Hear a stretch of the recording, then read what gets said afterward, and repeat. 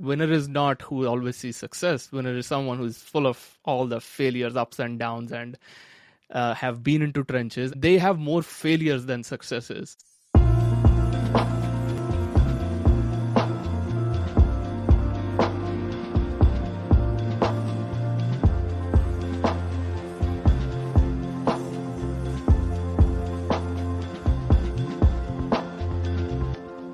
Well, hey, welcome back to the Amanda Kaufman Show. I am so excited that you are here.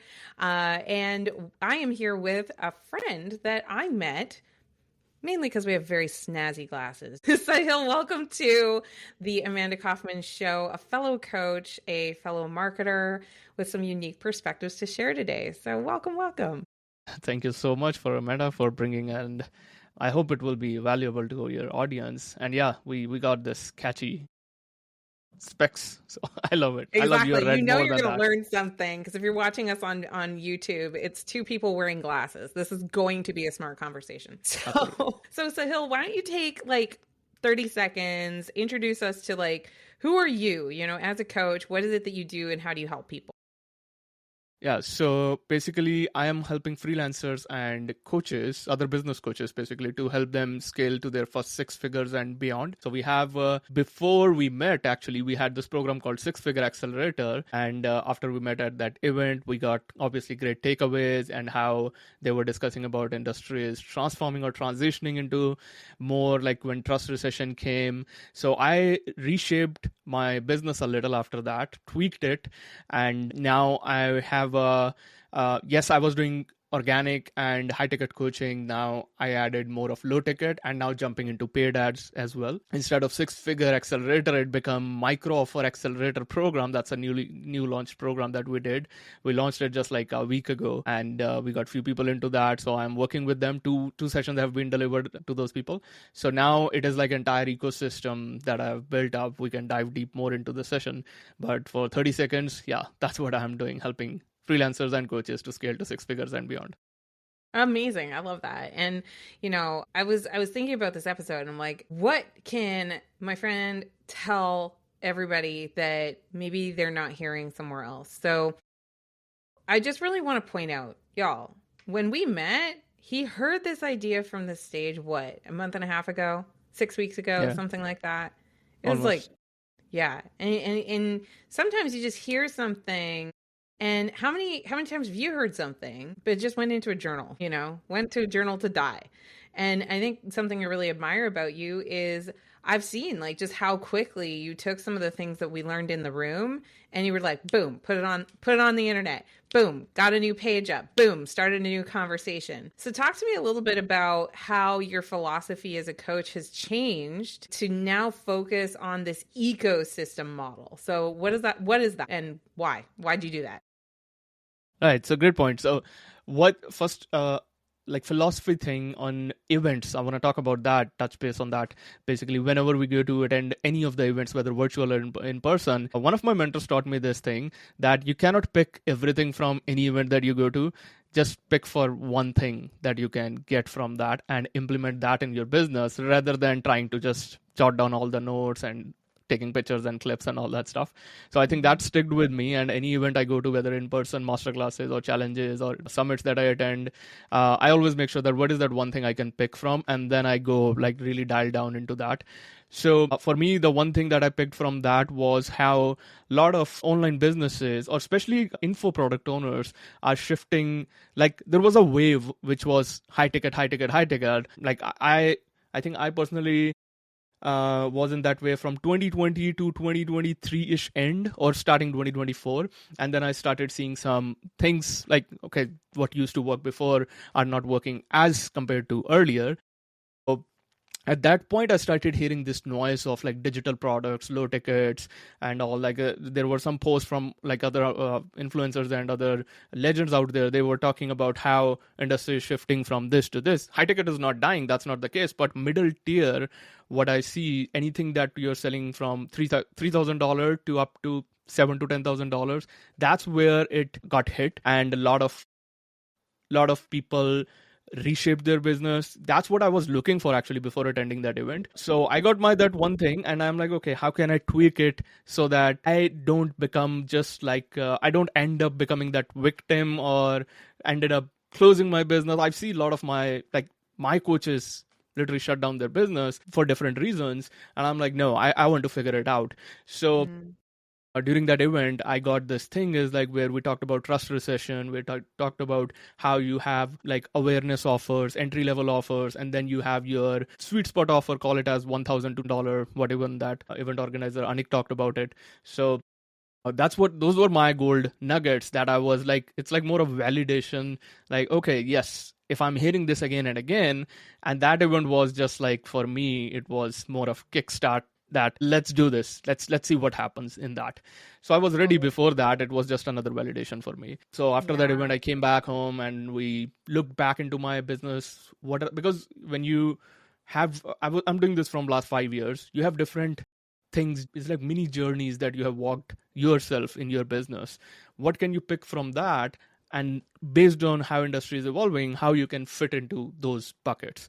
That's what eventually I did. I had sold low tickets, multiple high tickets, super high tickets as well. So I was seeing how can I take lessons and things that I built up earlier and adapt to what's working in 2025. Yes, I love this. Yeah. You know, I was sitting in the same presentations as you, hearing the same things about the trust recession. So, dear listener, if you've not heard of this, maybe earlier in your marketing journey, but like Sahil said, you know, in 2020 there was this massive move online by all industries. I'm not even talking just about coaching. So people who previously were not as exposed to the world of coaching or the online marketing world, suddenly they're bored, they're at home, they got to spend their time. And so it ended up being a bit of a gold rush for coaches everywhere. And I can't think of a business owner that doesn't want to make more money more quickly. So it makes a lot of sense that with all of that opportunity, high ticket everywhere, short sales cycles, higher pressure tactics to get people to make fast decisions. And it was a lot of fast money without a lot of structure. So I remember sitting there in the same presentation as you, and I've been doing this a little longer, at 8 years. So I had like the pre-pandemic context. And it was still such a validating experience for me as well, because I had learned from some of the people who have been in this industry for 20 plus years. And they had told me way back when I started, 2016, 17, hey, you want to have, some people called it a product matrix. Some people called it an ascension value ladder. But like the really prolific and long-term people that have been running a strategy, they've all said that you want to have a mix, a product mix. And it was only like in 2020 to 2023, around the same timeline that you were saying, that the rhetoric was always like, just focus on one thing, focus on that, one. And it's like, I get that, but the model, I realized when they said it at the event, as a coach, we're leading people through an ecosystem. We're leading them through levels of commitment, and the people who are ready to move to the next level of commitment will, and the people who aren't ready won't, but there won't be this like crazy resentment that gets caused by always going for, the high ticket, hopeful, fast sale, high pressure kind of situation, right? Right. That's all right. That's all exactly what you experienced, what I've went through my entire journey. So exactly, that's right on. It's like foundations and basics were like this. Even when you see the value ladder, that's what it was, But I personally also, I remember I was teaching this concept of reverse value ladder, start with high ticket and then go towards bottom, step down and then do that. So the concepts got tweaked. Yes, they got modified based on what you have walked through the journey. You are making your own frameworks, basically. Okay, this is what worked for me. Nothing is wrong or right here. It's just something worked for someone, not for others, right? I remember I had, when you talked about that one offer, I was exactly Six-Figure Accelerator was over that core offer, that one offer, nothing less than that. So what happened, I used to do masterclasses and challenges. Those were like $47, $97. And straight then it was $6,000 offer. I saw a big chunk of people that were like, cannot invest $6,000, but is it something for us as well? And that was like a very big chunk of people. And I'm like, nope, that's what I have been taught by my mentor, that one offer, one thing. Yes, I don't have anything else. So keep attending over this sessions, the mini sessions or micro offers. And next thing is you gotta invest high ticket. So a lot of I found it as a lot of leakages, I want to call it as, or a lot of people that slipped through that. uh, I could have served them if I would have maybe something of lower level as well, like $1,000 to $2,000, what I call it a sweet spot offer. In that, there were a lot of them. I feel something bad as well. A lot of people have quit as well when they see like, okay, we tried it for, some people like paid heavy amount, didn't get results for various reasons, and some like lose the hope even, like, if I cannot invest high ticket, there is nothing for me, nobody is helping me out, kind of that stuff. So a lot And of that's terrible things. stuff. Like you Yeah. never want to have that conversation or realize that you were that coach, that their heart was broken, but versus like something that's lower ticket. Like, how many people buy a book, and they never read the book, but they also never feel guilty about it. But also, have you ever read a book that changed your life, right? And it's a similar level of investment, book to book. And I think it's the same thing when we start kind of moving down the value ladder from very high ticket, expensive, coaching programs that are extremely high touch.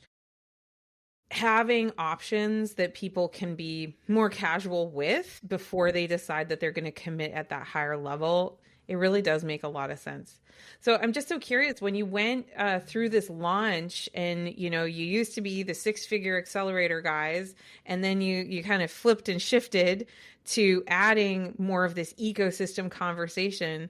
I would love to know, if you don't mind sharing with us, what did you learn in that launch that you couldn't have known before you started? Very good question. There were a lot of things which I learned through that launch. So it's like all the lessons, all the takeaways fits different people into different levels of their journey. If I am a beginner, I would take different takeaways, beginner or advanced. So like the biggest one what I got was when I was selling this, it was like the first product was $7 masterclass, right? I was thinking to keep it 27, 37 and or 7. I decided, okay, let me, because I wanted to do a beta testing. I wanted to do it with more data set. So I was like, front end is not a money making activity even. I want maximum people to taste it, what I'm doing, right? So I kept it at $7. We got almost 52 people something bought that. That was a little, it was good, but then I felt it, okay, even when I was doing it 47 or 27, I was getting same amount of people.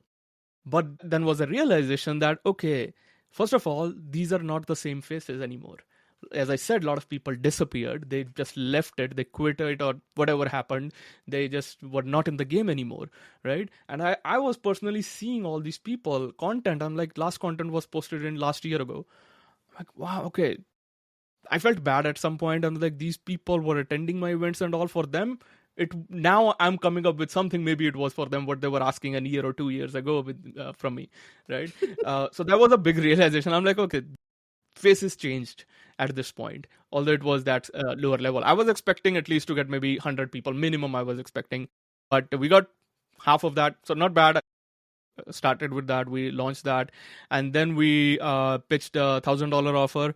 So that was a sweet spot offer that we did, $997.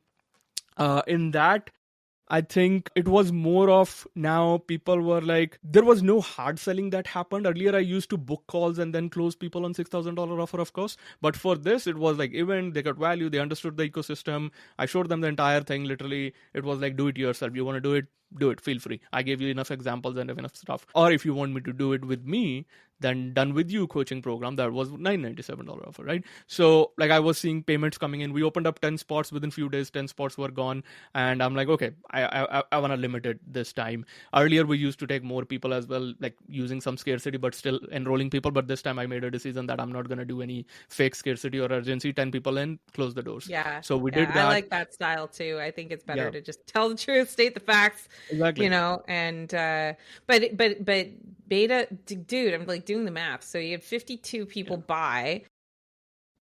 I have to imagine most of them showed up, but like 80% show up rate 33 potentially. people were there in the live session. 33, 32, 33. Yeah. So we got, yeah. Dude, 33 people in the live session, which meant that you had 33 people see the offer. to Yes. make then 10 sales, and I know you did a bit of follow-up to get the 10. No, I That didn't do. Okay, interesting part. This time, I didn't even send any message to anyone. What I no did direct was fall messages. through Did you content. feel No, follow-up emails? I did. Yeah, I was gonna come. So I did the content part, the Facebook content part, and the emails part. That's it. Earlier, we used to like, hey, where are you? Did you watch this masterclass? What's your takeaway? You know, all that Yeah. scripting stuff, DM scripts. But this time, I was like, I'm not. I don't want to do that. That's what I wanted to take people away from that DM chasing. That was another what you asked me to the lesson as well. So But that content means did the you heavy got, lifting for me. I'm like doing the math here and freaking out on your behalf because it's so awesome, right? Because that new faces as well, 30% conversion off of that webinar is outstanding. Congratulations. That's amazing. Like, y'all, Thank just you. for reference, if he had said anything in the range of 10% conversion, I would have said that is amazing. Right? So he did an outstanding job of serving people. And what's so cool is that there was no hassling in the No, one-on-one. It was just a highly consensual buy. That's pretty and cool. there is an interesting part that happened that three of the people started conversation for our one-on-one coaching offer, and one of them literally paid 2 days ago. So we got To one join conversion of. your top tier. So yes, exactly. So that was like, okay, this person bought $7 masterclass. This person picked, there was an upsell of $97 1 hour session, VIP intensive, I call it as that they bought. They bought a sweet spot offer of $997. And on top of that, they made a decision literally yesterday to buy the one-on-one coaching. So, and 3 out of them that also converted. 2 more are already, they are like, we are arranging money and all that. So I'm not counting them as sales. We'll see. But I so do the far, same thing. I'm like verbal close and a close. yeah, exactly. Until it's paid, it's not closed. Yeah, yeah. No, but I mean, like, that's still very promising and really exciting. Congratulations. And dear listener, I hope just by the way, so generous to just share your metrics and everything like that. Cause I think, I know when I was starting out, and I'm sure you've had this experience where you're like, well, this is all hypotheticals. Right. Yeah. And not having any kind of numbers to benchmark against can be really challenging. So, thank you so much for your generosity with that. So cool. So at this juncture, knowing what you know now, given your experience, you've been in the game for over 5 years. You said something so good. I want to circle back to that real quick before I ask my next question. And that was this decision to stay in the game and to keep playing and to just like recognize how the game has, maybe it's not even that the game changed, because like I said, this whole notion is known of having a product ladder and having a real ecosystem, as you call it, but the emphasis in the industry has not been on let's build a stable business model. It's been let's get as much money as quick as we can from as many people as possible, and like that is always going to have an expiry date. So I'm really excited for you for how you're building your stability and all of that. My next question, because you've clearly decided to stay in the game over the long term, is there anything that you would love a fellow entrepreneur to be reminded of today? Like maybe they've heard this before, but like you just know in your bones it's really important for them to hear. What is that? I think one lesson or one takeaway that people can get from here is there's a thing saying, I'm trying to modify in my words, is like winner is not who always sees success. Winner is someone who's full of all the failures, ups and downs, and have been into trenches, and they have more failures than successes. What I've seen. I remember I was listening to one of the podcasts. I think it was Russell or someone. So they talked about, he said that I don't do one-on-one business or I don't do a partnership with someone unless they have failed in 5 businesses. I was like, and that I heard like 3 years ago. I was just a year into the business. I'm like, how does it make sense? When you're a beginner, you don't like 5 failures. Why do you want to work with someone who has 5 failures? Later in the journey, then you realize it's not always about that winning moments or that the milestones that you crack. It's always about what lessons that you learned from that, the failures. The more you carry that, now you are more valuable. Now your stuff, your weightage, you know what not to do. So you can literally help. That's a coach I would invest in, because they have seen what I might go into, and they would have protect me like, bro, don't go into this way. It will hurt you, or it will not be something that you would be proud of building. So when these things come, they're a part and parcel of the business or life. You gotta just be is like pivoting your way into the way, okay, if this thing had this much, what is that, there is always a time period, or it's like everything has the products has expiry date, that things gonna evolve, they're gonna change with time. Now AI is the thing, but if like for my parents, literally they don't know even how to place an order online properly. I have to literally go on a call and do a screen So share and tell cute. I them, love that. you know But what I it's a mean. great reminder. Yes. So Yeah. they didn't, for them, internet is a thing which they're still trying to, they can move along with it. For us, it's like AI now. Next 5 years, it will be a different thing. Things gonna evolve. You have to transform, you have to transition, you have to pivot your way to find out how you can stay in the game for longer. And it's the whatever things like marketers also, yeah, we are responsible sometimes showing shiny dreams and all money figures and all that stuff. Yes, I did it a lot in the beginning, to be honest. I was proudly doing it more of like, okay, if a guy like me who had no experience of business can build something like this, get inspired by that. But that can trigger different things. It's like, I also want to live like this, I also want to make 10k 20k 50k months and all that stuff. So stay away from that. That's not a long term game. Other than that, what I just shared, I think that's helpful. That the more, just take a bag and carry more failures. That will make you more valuable rather than just a I winning things. love that wisdom so much because as you were sharing it, I was thinking, I'm like, gosh, the more you really pull into your heart how valuable failure really can be, it also allows you to be way more valuable to other people. So as a coach, I see so many coaches stuck in perfectionistic loops, denying that they are experiencing perfectionism, denying that that they're challenged in any way because there's so much. I call this personal development awareness guilt. They're so like fixated on I have to be Pollyanna perfect all the time. And then the first day that you fall down and skin your knee, it's like, oh no, count me out. I can't be a coach because I'm not perfect. And it's like, Right. it really isn't about that. It's more about, and I love this. Like, I'm seriously taking some notes on like, I'll have to think about this for future partners. Put it on the I want to add application. one more thing. Yeah, So yeah. it's like always another thing, what helped me when I had seen bad times in my business, or where the business was not going as expected, that your surroundings and the people who you are already associated with, that matters. Because I remember one day, so it was like 2 years ago, we had this big massive event happened in our program, where it's like I was seeing refunds requests started happening. There was like something happened, scenario happened where one person just tried to mess up with the community and all, and I was like messed up really bad at that point. And to for me to come back to from that situation, people around me, or people who were like my coaches, I literally reached out to my first coach. I called him and texted him first, like I was like, is it possible for you to come on a call with me? I'm like going through a very hard time, I really want to talk to you. It was one in his night, and he's like, he called me right away. He's like, Sahil, everything okay? I'm like, it, I know it's late night for you, but I'm full of something, and I want to just talk to you for, if you can give me 15 minutes. He's like, yeah, that's fine. I like literally post out. I'm like, this what happened and all that scenario. Not just to one coach. I went to met someone an hour away from me, just because I was all alone and I was not able to share with my family, with my wife, what's going on, and I wanted some expert guidance, people who have already been through. Anytime I was talking to them, not just one, two person, three, four people I talked to, anytime I was talking to them, they are like, we're taking it so casually. It's like, oh, it's the first one. I'm like, what do you mean it's first one? Your Bro, first big failure. I'm dying. I'm not even able to open up my laptop. This is how bad I am feeling, and you are just saying casually it's first one. Like, Yeah, how but come it it's helps so you easy? calibrate, right? Because if Exactly. you shared that with your spouse or you shared that with your friends, they don't have any context. So Exactly. they don't know what's an appropriate level of reaction, but a real mentor is going to have had that experience. Yeah, they were so casual about it. They're like, it's the first one. Oh, we saw that in 2014. I'm like, Yeah. okay, have you gone through something similar, exact similar? Oh yeah, yeah, we had to issue like 6 figures refund.